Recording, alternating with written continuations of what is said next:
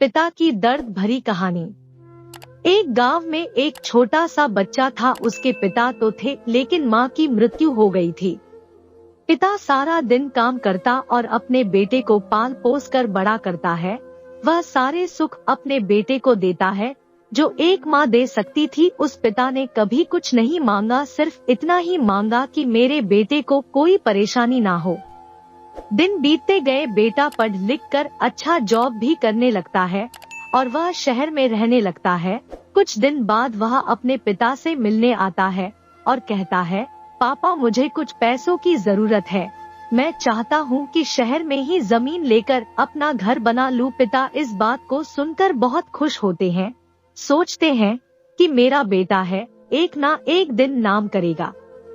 जिंदगी भर की बचाई हुई पूंजी को निकालकर अपने बेटे को दे देते हैं। बेटा शहर चला जाता है और उन पैसों से अपना घर बना लेता है। पिता इधर इंतजार करता रहता है कि मेरा बेटा फिर से आएगा, एक ना एक दिन तो मेरे पास आएगा ही। जाएगा कहाँ? उसके पास अब कोई नहीं जाता था, क्योंकि ना ही अब उस पिता के पास पैसे थे और ना ही रहने का जगह था।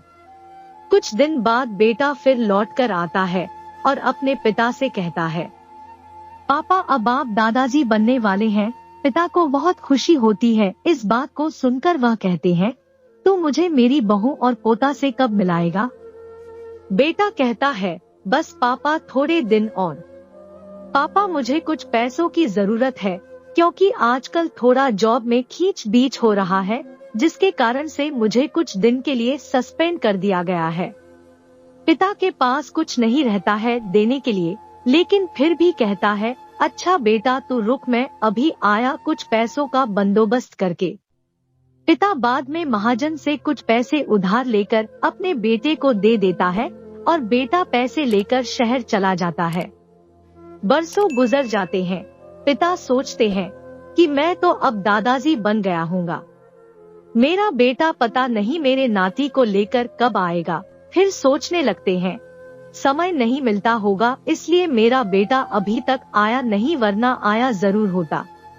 तब तक महाजन 2-3 आदमी को लेकर उस पिता के घर पर आता है और कहता है कि आपके वादे के मुताबिक मैं पूरे 3 महीने बाद आया हूँ अपने पैसे ले जाने। पिता कहते हैं, मेरे पास पैसे नहीं है देने के लिए। महाजन कहता है, जब पैसे देने नहीं थे तो आपने मुझसे उधार क्यों लिया? तभी पिता कहते हैं, ठीक है रुको, मैं तुम्हारे लिए पैसों का बंदोबस्त करके आता हूँ। और वहाँ के नजदीकी अस्पताल में चले जाते हैं। वहाँ जाकर अपना ब्लड डोनेट करते हैं और अपनी एक किडनी बेच देते हैं और उस महाजन का कर्ज छूटा कर देते हैं। किडनी बेचने के बाद उनकी स्थिति और भी खराब हो जाती है और वह उस राह में जी रहे होते हैं कि मेरा बेटा एक दिन आएगा जरूर। इस आस में जीते जीते एक दिन पिता की मृत्यु हो जाती है, परंतु उस बेटे को अपने पिता को आग देना भी नसीब नहीं हुआ।